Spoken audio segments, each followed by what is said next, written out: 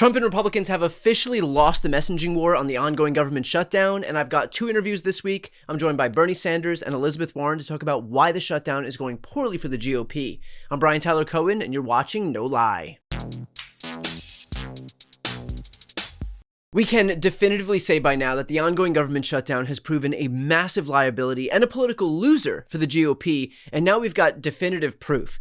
According to Kaiser Family Foundation polling, Americans want Congress to extend the expiring Affordable Care Act credits by a staggering 78 to 22% margin, meaning nearly 8 in 10 Americans side with the Democrats here, and the reason why is beyond simple. If Republicans get their way, the ACA subsidies will expire at the end of this year, and that means for the 24 million Americans who get their health care through the ACA marketplace, prices will increase up to 4 times what they are right now. 4 times more expensive. Senator Warnock has been sharing screen grabs from his constituents showing the difference between 2025 prices and 2026 prices. One tweet he shared shows $307 turning into $964. Another one shows $228 turning into $1,142. So unless your entire identity is just wrapped up in blindly supporting Trump's every whim or just trafficking in straight chaos, I cannot imagine who is out there rooting for healthcare prices to just surge through the roof. And so the Democrats' position here is this. They are using what little leverage they've got, knowing that Republicans need 7 Democratic votes in the Senate to force this issue if they want the government to reopen. Democrats will not budge unless the Republicans restore these ACA subsidies, which puts Republicans in a bad position for 2 reasons. First, the longer this shutdown goes on, the more people out there learn that this reason is why. Like the left, for once, is beating the right on messaging, probably because the right knows that their position on this issue sucks. And so every single day, more and more and more people out there are learning that this whole thing is about Republicans trying to raise healthcare prices and Democrats trying to keep them where they're at right now. And by the way, Republicans already poll completely underwater on healthcare, so this is just solidifying their already dismal branding on this issue. But the second reason that this is bad for the right is because in a normal world, Republicans would see how bad this is and they would cut bait. But this isn't a normal world. This is a world where Donald Trump views any capitulation as weakness. And there is nothing worse as far as he's concerned than being viewed as weak. And so the broader GOP is going to just dig in its heels because God forbid they admit fault. And in doing so, they're just prolonging this pain. Because every day, again, they allow this thing to continue is another day that more people learn that this whole thing is happening because the GOP isn't getting their wish of fucking over regular people for the crime of wanting affordable healthcare. So let's fast forward here to the possible solutions. How does this thing end? Frankly, as far as Republicans are concerned, the 2 options are bad and worse. So the bad option is that they let this thing drag out for a little bit before realizing that this is a losing battle and they cut their losses, which means they extend the existing ACA subsidies and healthcare stays largely the same. Either that's voted on immediately or they can guarantee some assurance that it's voted on before the end of this year, but functionally it means that the status quo remains in place. But the other option that's even worse for Republicans is if they opt not to play ball. So why is that worse? Because not only will they position themselves on the 80 side of this 80-20 issue, but think about the political consequences of letting those ACA subsidies lapse and going into an election year with 24 million Americans watching their healthcare premiums surge. Like, you don't have to be a political genius to understand why that would be, and I'm going to use this word advisedly, catastrophic for the right. And granted, that's not without some downside for the Democrats too, because if that second option happens, it will mean that the Democrats capitulated and allowed the government to reopen without holding the line on this issue. And I'm sorry, but that would be absolutely insane. Democrats already have a major issue looking weak, and if ever there was a time to stand strong and hold the line, it is on an issue that 78% of Americans agree with them on, including 92% of Democrats and 57% of Republicans. There is no reason to give in on this issue from a political perspective, a moral perspective, and a brand perspective.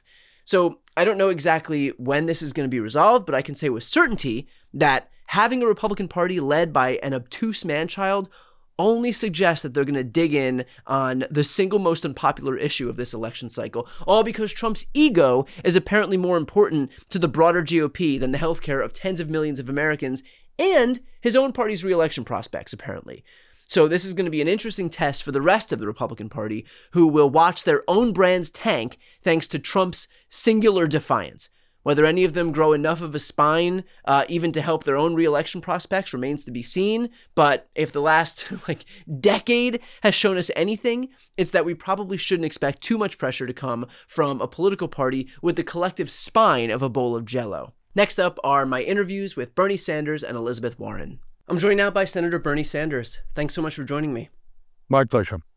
So I want to talk about the shutdown that we're in right now. Republicans are trying to make this about anything other than what it actually is about. They're trying to talk about immigrants. They're trying to talk about trans people. What is this shutdown at the end of the day ultimately about? I think you hit the nail on the head. They are doing everything that they can to avoid the basic issue.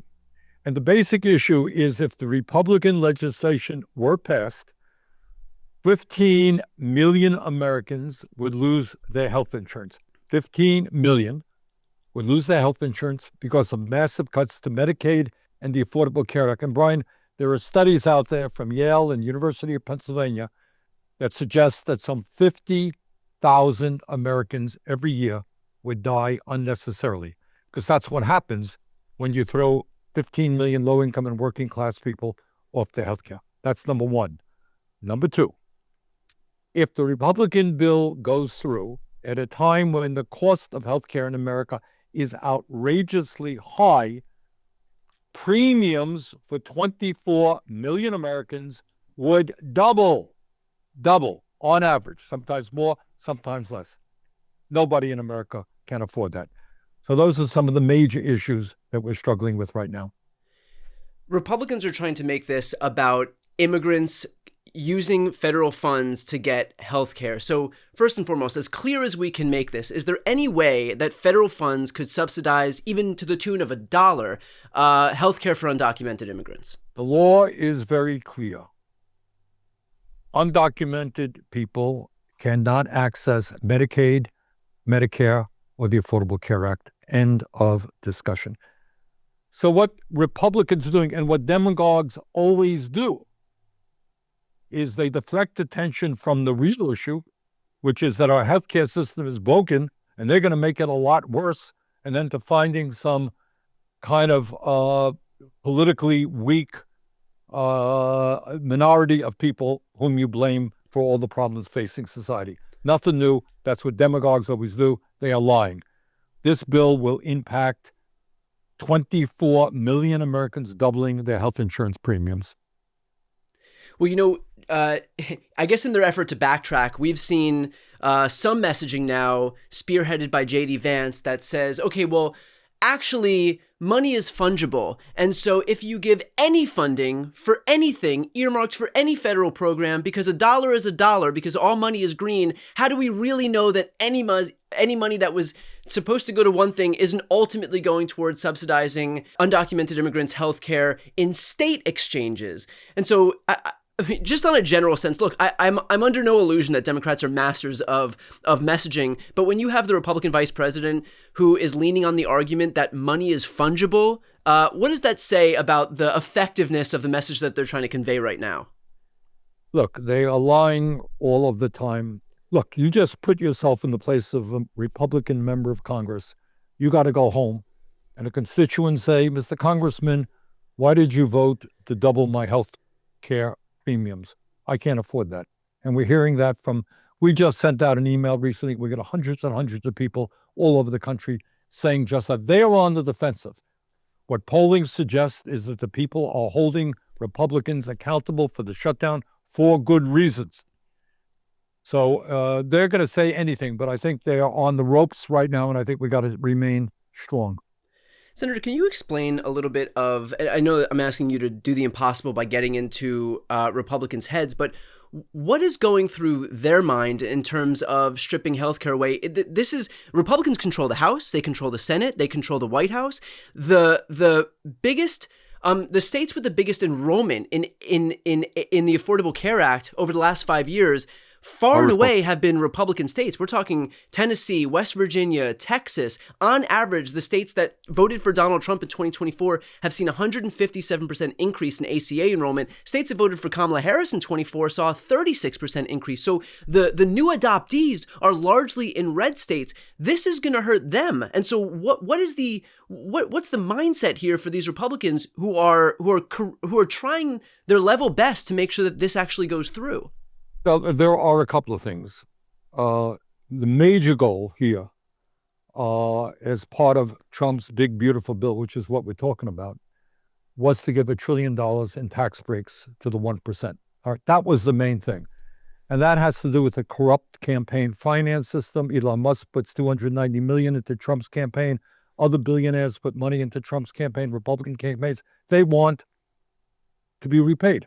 And the way you repay them is through massive tax breaks. So that's number one. Number two, it is no secret that Republicans do not like public insurance programs, right? Over the years, they've tried to privatize Social Security. They want to privatize Medicare. They want to privatize Medicaid. They want to privatize the Veterans Administration. So you got a twofer here. If you cut back on funding for Medicaid, you can give tax breaks to the very rich and move along toward the privatization of public health in general. Right. That makes perfect sense. Is there no irony in the fact that really at the end of the day, what Democrats are trying to do right now is and I get the incentive for them to want to do this, to be able to offset some money for their tax cuts for millionaires and billionaires, and to be able to expedite the process of basically dismantling any government-run healthcare, because they want everything privatized, whether it's Medicare, Medicaid, the post office, the VA, you name it. Got it. You got it. But politically speaking, is there no irony in the fact that really what Democrats are looking to do is save Republicans from themselves? Because if we enter 2026 with healthcare premiums that double and triple, and you've got Republicans who control the House, control the Senate, and control the White House, they are going to be the ones that are largely to blame for what's happening. And so the Democrats are sticking their necks out to protect Republicans here, electorally speaking. Well, I wouldn't look at it like that.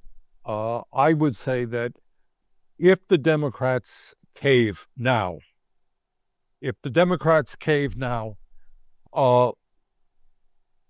they will look very bad going into 2026. I think you got to look at the totality of what's happening right now. So it is not just the healthcare crisis that the Republicans are making worse. It is the very rapid movement toward an authoritarian society that Trump is pushing every single day. So, by the way, as part of any agreement that would be reached, it's not only to roll back these rate increases, make sure that 15 million people don't lose their health insurance. It is to do, among other things, to not allow Trump's administration to deny funding that has already been appropriated by Congress. You've read recently, for example, they're holding back on billions and billions of dollars going to blue states. That is illegal. Yeah. It is outrageous. It is unconscionable. We got to deal with that reality right now. You're seeing ICE acting illegally all over this country in terms of how they're treating undocumented people and American citizens. You're seeing American military troops in cities all over this country. You're seeing Trump, FCC guy, threatening people that if you say things that we don't like, we can pull your license. So how do you not respond to all of that stuff? Policy-wise, you have got to. What we are doing right now is not only fighting to protect healthcare for the American people, we are fighting to prevent this country to move toward totalitarianism. From a political point of view, if we were to fold now, how do you think people would feel going into the 2026 elections? Right. We're going to vote for the Democrats. You guys can't fight. This is the moment because we have leverage. How do we have leverage? Senate rules require 60 votes. What is happening now in an unprecedented way, Brian, I think a lot of people don't understand this, is that the Republicans, so when you need 60 votes, by definition, it has got to be bipartisan. The 53 Republicans, 47 people in the Democratic caucus, they've got to talk. Republicans are refusing to do that. So we got some leverage now. We got to utilize that leverage. Senator, what incentive is there for Trump to even make a deal, knowing that by not making a deal, he gets to have what he wants on the healthcare front, which is to strip that healthcare away so that he can offset that money for tax cuts and, as you were saying before, exacerbate the demise of public healthcare. Oh, he has a huge incentive. Well, at the same time, he also benefits from the fact that now he views himself as unburdened, unleashed when it comes to being able to fire people, when it becomes Russ vote. No. That's what they've been doing from day one. What do you think Doge was about? You didn't need a government shutdown to do that. Yeah. Look, they don't believe in the Constitution. They don't believe in the rule of law. So they do what they do with or without a government shutdown. What is Trump's incentive to reach an agreement? I will tell you very frankly. His Republicans, you are a Republican member of Congress. You're going home. You really want to defend a doubling of healthcare premiums? You really want to tell your constituents, I'm sorry that you lost your health care and you may die because you can't get to a doctor? I would not like to do that. That is a terrible political position to be in. So what all the polling suggests is people correctly are holding Republicans accountable. People do not want to see a doubling in the health insurance. They don't want to see 15 million people thrown off of health care or to give tax breaks to the billionaire class. So I think we are in a very, very strong position. And I hope very much the Democrats hold strong on this. Can you talk for a moment about the depravity of the fact that, these Republicans were so hell-bent on making sure that they don't have to take responsibility for their own policy decision. And so in order to kind of insulate themselves, they're saying, okay, you know what? It's not that, we have a billionaire in Donald Trump who's trying to strip your healthcare away because he doesn't care about ACA subsidies. What you should really be worried about is this completely bogus, made-up notion that illegal brown people over here are why you're not getting your health care. And so as long as they can deflect the blame off of themselves onto people who, by the way, don't even benefit from the thing that they're claiming they benefit from, which is, subsidized health care. Taxes, by the way, for programs they can't benefit. Correct. Look, let's back it up here a little bit. Okay. Trump is a demagogue. Demagoguery, sadly, is an international phenomenon. It is not a new phenomenon. And what demagoguery is all about is exactly what you described. It is ignoring the major issues facing our society: income and wealth inequality, the march toward oligarchy, a collapsing healthcare system. Let's be clear, by the way, as somebody who strongly believes in Medicare for all, before Trump, before this whole business, the American healthcare system was a disaster. They are now taking it over the edge. Education system is in trouble. We got climate change out there. In other words, we got enormous crises facing this country and the world. What demagogues do is they find a minority group, politically powerless. They're the cause. Maybe it's the Jews, maybe it's the blacks, maybe it's Latinos, maybe it's the gays. You pick them. Different countries, different people. Same old bloody thing. You pick a helpless, politically powerless minority, you blame them for all of the problems facing society, and the rich get richer. And our job is to do exactly the opposite. Is to focus on the real issues facing this country, bring people together, not let Trump divide us up. But your point is very important, but I don't want you to think it's just Trump. This is what demagogues all over the world do. This is what demagogues historically have done. Pick on a helpless minority. Trans people, undocumented people, God knows who people.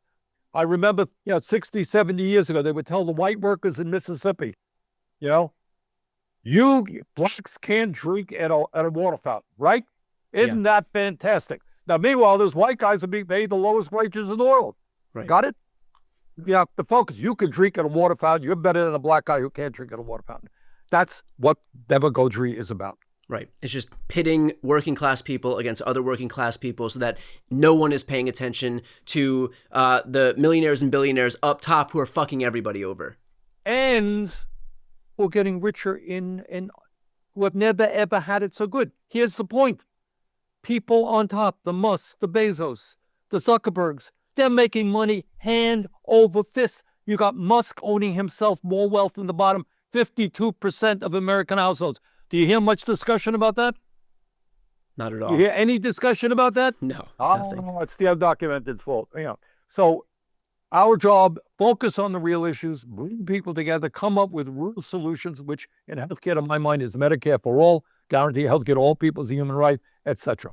And last question, and I want to ask it on exactly that. For so long, we have relied on incremental changes to not just our healthcare system, but especially our healthcare system. And so do you think at this particular moment where we have seen the vulnerability of the healthcare system as it stands right now, we've seen the extent to which regular working class Americans are not benefiting from this system, and in fact are getting screwed over by the system, do you think there would be an appetite to actually move toward Medicare for all as we head toward 2028? Look, all right, take a deep breath. The answer is yes. Take a deep breath. Today, forget Trump. Forget the big, beautiful bill. Forget raising premiums by double. Forget throwing 15 million people off of health care. Before all of that, you got 85 million people uninsured or underinsured, right? We're paying the highest prices in the world by far, over $14,000 for a man, woman, and child. We don't have enough doctors, nurses, dentists, medical professionals in general. Our life expectancy is lower than any other major country. And if you're working class, you're living 6 years, 7 years shorter than the top 1%. Does that sound like a system that's working to you? No, not particularly. It's a totally broken system. And what we need is a simple system which guarantees health care to all people, expand Medicare to cover everybody, no out-of-pocket expenses. This is more or less what exists in every other major country on earth. We can do it as well. Perfectly put. We'll leave it there. Senator Sanders, thank you for your clarity on this issue in particular, and thanks for taking the time today. My pleasure. Keep up the good work. Take care. I'm joined now by Senator Elizabeth Warren. Thanks so much for joining me. Thank you for having me. Always good to see you. So we are heading headfirst right now into the prospect of a government shutdown. So first and foremost, given the Democrats' limited leverage, can you talk about what they're seeking to do with what little leverage they do have as far as healthcare is concerned, as far as these ACA subsidies are concerned? Okay, so you have to remember, we don't have much power, but we do have some power. And this particular sliver of leverage is that to get a budget passed or to get a so-called continuing resolution, another form of budget, short-term budget, passed takes 60 votes in the Senate. And the Republicans don't have 60 votes. So they got to come to the Democrats.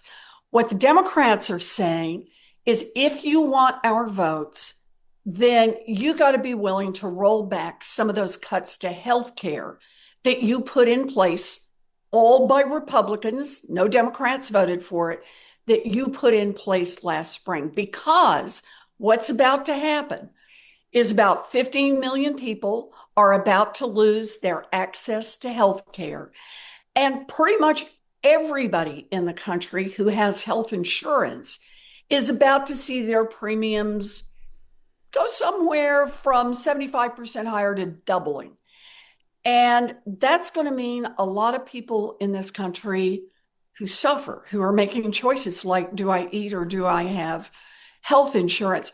It also has this horrible impact on the whole healthcare system. Rural hospitals are already starting to shut down because they can't handle the uncompensated care. Community health centers, they're starting to pull out. So that there will be virtually nobody who's not a billionaire who will not be affected by the health care cuts the Republicans have put in place.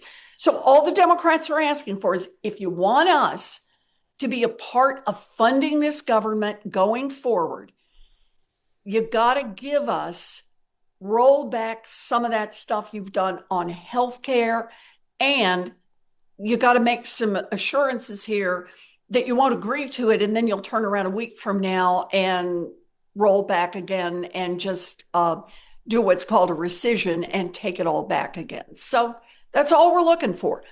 We want to get rid of those healthcare cuts, and we want to make sure that the healthcare access sticks. Why is that such a non-starter for Republicans, recognizing, and I think this is an important point to note, that as far as the ACA enrollment is concerned, the places where we've seen the biggest jump in ACA enrollment is mostly red states. We've seen Texas enrollment grow by 255%, and this is since 2020. Mississippi grow by 242%, Louisiana and West Virginia grow by 234%, Georgia by 227%, Tennessee by 221%. These are largely Republican states that are going to feel the brunt of this.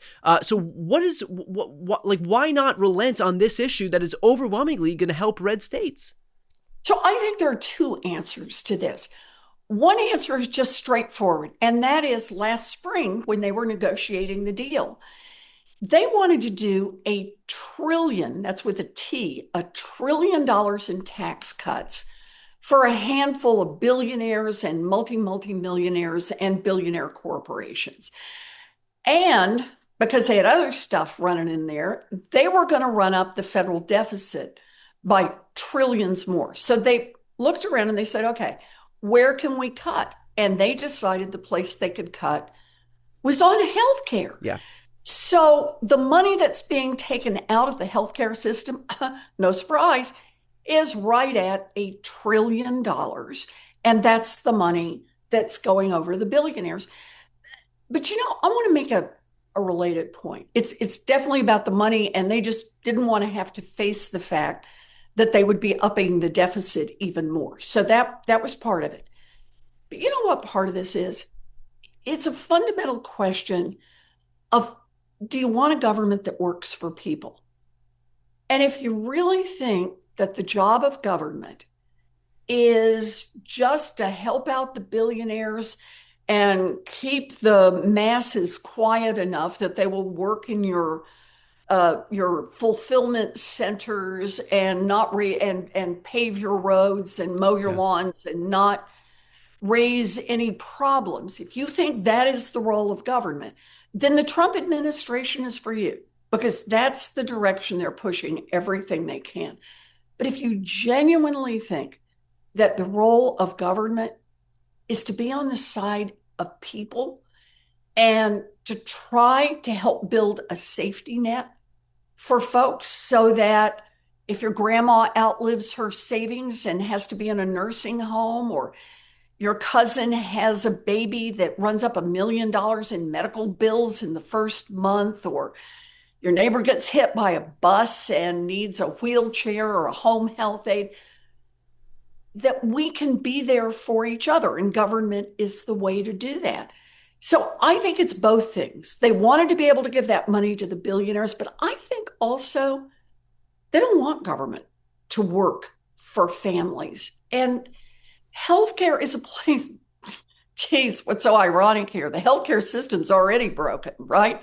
Already not working. And their answer is make it work less. Right. Make it more painful for people, make it more costly for people, make more people say government is not on my side. That's what the Republicans want. Right. So they can use that as a pretext to say, this way we should privatize everything. We should privatize Social Security. We should privatize the post office, not have to pay for anything, not have to worry about spending federal revenues on these pesky little projects. This way we can keep giving ourselves tax cuts and not feel like we have to offset it with something. That's right.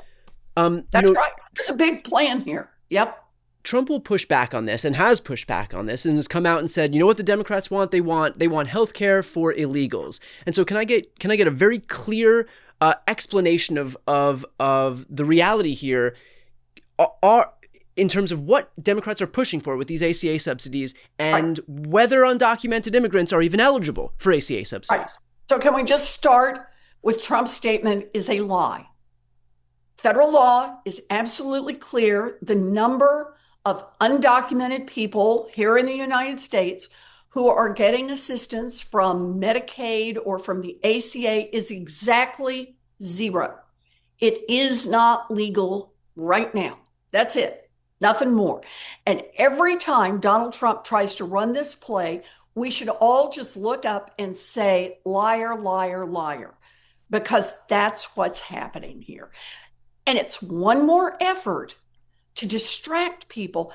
Understand this. Not everybody who has Medicaid actually realizes it's Medicaid. In different states, it's called different things. In Oklahoma, it's called Sooner Care. In Massachusetts, it's called Mass Health. I just learned that in Vermont, it's called Dr. Dinosaur. Go figure that one out. But the point is, it's called something different. It's still the same federal program. So there are a lot of folks who don't realize that this cut that is barreling toward them is actually going to hit them smack in the head or hit people they love, people they care about smack in the head. And that's exactly what Donald Trump and the Republicans are counting on, that they're not going to have to pay a price. That, yeah, life will get tougher for you, but no one's ever going to be able to pin it on Trump and the Republicans. How is this not a win-win for Trump? Because he's come out, and I'm going to throw to a clip right now of some of the things that he said Republicans are able to do if and when we do actually get to a shutdown. Say about the state of the Democrat Party when they have a 33% favorability rating on average in recent months, and they're willing to shut down the government over health care. They are shutting it down. We're not shutting it down. We don't want it to shut down because we have the greatest period of time ever. I told you, we have $17 trillion being invested. So the last person that wants it shut down is us. Now, with that being said, we can do things during the shutdown that are irreversible, that are bad for them and irreversible by them, like cutting vast numbers of people out, cutting things that they like, cutting programs that they like. And you all know Russell Vought. He's become very popular recently because he can trim the budget to a level that you couldn't do any other way. So they're taking a risk by having a shutdown because of the shutdown, we can do things medically and other ways, including benefits. We can cut large numbers of people out. We don't want to do that, but we don't want fraud, waste, and abuse. And, we're cutting that. So right there, he's basically saying that a shutdown would enable him to make deeper cuts, to fire more people, to be more surgical in the ways that he wants to continue to gut the federal government. So on one hand, he notches a win if the government shuts down because there's no oversight, as if there's really any oversight now on him as it is, but there's no oversight from Congress or anybody else, and more power is consolidated into the executive branch. And on the flip side, I mean, he really doesn't, he doesn't benefit much by doing any of that. So what incentive is there for him to actually make a deal with the Democrats here if he will consolidate more power and notch more wins by virtue of it shutting down? So that clip says everything you really need to know about Donald Trump, right? He's saying we can hurt even more people. And Democrats are the ones who don't want to hurt people. So we're going to hurt Democrats by hurting working people all across this country. And we got a whole lot of ways to do it. I got a couple of responses to that. The first one is they're already doing it. And there aren't stops on this government right now. Look, the courts are doing their best in some places, but so far the Supreme Court just seems to give a pass every time. But I see it exactly in reverse here. And that is, there comes a time you got to stand up and fight back. You just can't say anymore that we are going to lie down and let Donald Trump do whatever he wants. Right. Look, it's been 9 months now, and things have not gotten better. He never reached a point where he said, you know what, I got enough now. I have imposed enough pain on people. I have gotten enough crypto dollars. I have helped out my billionaire donors. There is no enough for this man. So this is the fight. This is the fight to pick right now. The fight over health care for millions of Americans. The fight that will touch every single person in our country, and to stand up and show that we can fight. Because here's the risk that Donald Trump runs. We stand up and fight back. We push back. We make clear that this is Donald Trump and the Senate Republicans and the House Republicans shutdown, and that everything that is not working because of them. All of a sudden, the world starts to look different. Because understand, we watch Donald Trump just go on and on, but he is not indifferent to hearing that people don't like what he's doing. Remember last April? He was doing all the tariff stuff, and all of a sudden the stock market went down, and he said, whoa, not so much, right? He decides he's going to go invade, and then, whoa, he gets pushed back and he decides, maybe he's not going to Chicago. Maybe he's going to pull and try to do it another way. He is listening. So this is the moment. I know you hear this all the time. Call your senator, call your rep, call the White House, talk to each other, put it out online. But it really is. Because if we could come together and push back, if we can get a win here on healthcare, if we can show that we fight and that we know how to stick together, that we know how to bruise them over trying to impose this kind of pain on the American people, that's when we start to take our country back. That's when we start to make this democracy work again. That's when we start to put checks and balances back in place. Whatever you are most aggrieved about that Donald Trump has done, fighting back starts with coming together in a big joint fight and winning. And I think the healthcare fight is exactly the right place to do that. And finally, let's end off with this. There is still a not insignificant, a non-zero faction of Democrats who are in support of a shutdown. I believe it's like a third of Democrats. So 2/3 of Democrats are against the prospect of a shutdown. And I think that there are plenty of examples of why that would be so dangerous. But for those last third, can you talk about just some specific instances? And Trump alluded to this in the clip that I showed you before, but it's also, he's not a trustworthy narrator, and so he will just say whatever, errant synapse fires in his brain and words fall out of his face. What kind of power does he have in the event that a shutdown does occur and that Democrats, even from the minority, no longer have any say on anything because Congress is no longer in session? So that's a really difficult question. And the reason it's difficult is we have no precedent here.